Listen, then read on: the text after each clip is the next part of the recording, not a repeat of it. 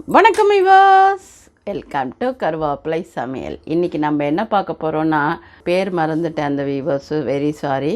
அவங்க ஒரு 12 நாள் ஆச்சு 15 நாள் ஆச்சு இன்னும் இட்லி பொடி போடலையா அப்படின்னு கேட்டாங்க. ஆக்சுவலாக இட்லி பொடியில் எள்ளு மிளகா பொடியும் இருக்குது, நான் போட்டிருக்கேன் ஏற்கனவே. அதனால் இதில் எள்ளு சேர்க்காமல் ப்ளெயின் இட்லி பொடி தான் பண்ண போகிறேன். இது நீங்கள் ரொம்ப நாள் வச்சுக்கிறதா இருந்தால் எண்ணெய் போடாமல் வறுக்கணும். கொஞ்சம் சீக்கிரமே செலவு பண்ணுறீங்கன்னா கொஞ்சம் எண்ணெய் போட்டு வறுத்தா அது ஒரு டேஸ்ட்டு. அதனால் நான் எண்ணெய் போடாமல் வறுக்கலாம் அப்படின்னு டிசைட் பண்ணியிருக்கேன். எண்ணெய் போட்டு வறுத்தீங்கன்னா அது ஒரு டேஸ்ட் இருக்கும். ஆனால் அது ஒரு 15 நாளுக்குள்ளே காலி பண்ணணுன்னு வச்சுக்கோங்களேன். ஏன்னா இப்போ பாருங்கள், இந்த இது இருக்குல்ல, இந்த பாத்திரத்தில் ஒரு பாத்திரம் அப்படியே உளுந்து போட்டிருக்கேன், 200 கிராம். இது அதே அளவுக்கு கடலப்பருப்பு 200 கிராம், ரெண்டுமே ஈக்குவலாக போடுறேன் நான். ஆனால் நார்மலாக உளுத்தம்பருப்பு நிறையா இருக்கும், கடலப்பருப்பு கொஞ்சம் கம்மியாக போட்டு தான் பண்ணுவாங்க.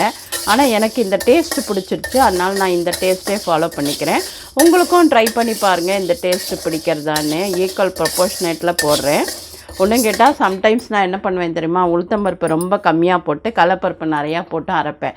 அதுவும் இன்னும் நல்லா டேஸ்ட் வரும். அதனால் நீங்கள் ட்ரை பண்ணி பாருங்கள் எப்படி இருக்குது அப்படின்னு. நான் இன்றைக்கி என்ன பண்ண போகிறேன்னா, ரெண்டுமே ஈக்குவலாக போட போகிறேன். பாருங்கள், இப்போ நம்மளோடது நல்லா வறுத்துட்டு ஷிஃப்ட் பண்ணிடலாம். அடுத்ததாக நம்ம இங்கே பாருங்கள், கடலப்பருப்பு போடுறேன். அதே மாதிரி தான் வேணும்னா ஒரு ட்ராப் எண்ணெய் விட்டு வறுத்துக்கோங்க, ரொம்ப நல்லாயிருக்கும். பாருங்கள், இப்போ நம்மளோட கடலப்பருப்பும் வறுத்தாச்சு. அதுக்கு தேவையான மிளகா இங்கே பாருங்கள், இந்த இது உள்ளே அடைச்சி வச்சா இவ்வளோ பிடிக்கும்.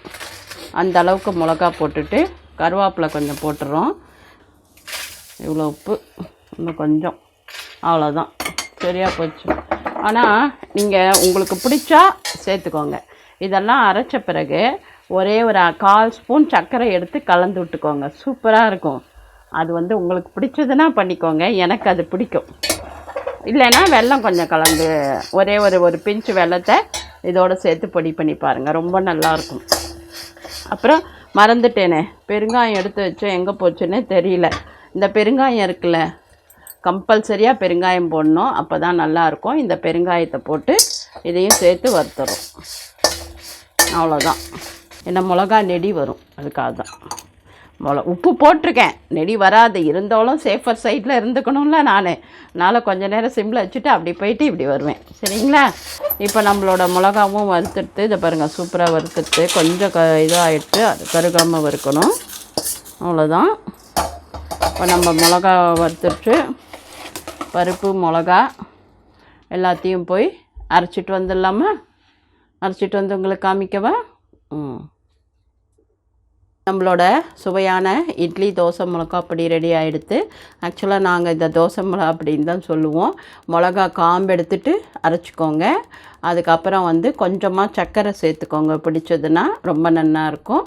அதுக்கப்புறம் வேறு என்ன சொல்லணும், நல்லெண்ணெய் போட்டு சாப்பிட்டுட்டு எப்படி இருந்ததுன்னு சொல்லுங்கள். ஆரோக்கியமாக சாப்பிடுவோம், ஆரோக்கியமாக இருப்போம். நன்றி, வாழ்த்துக்கள்.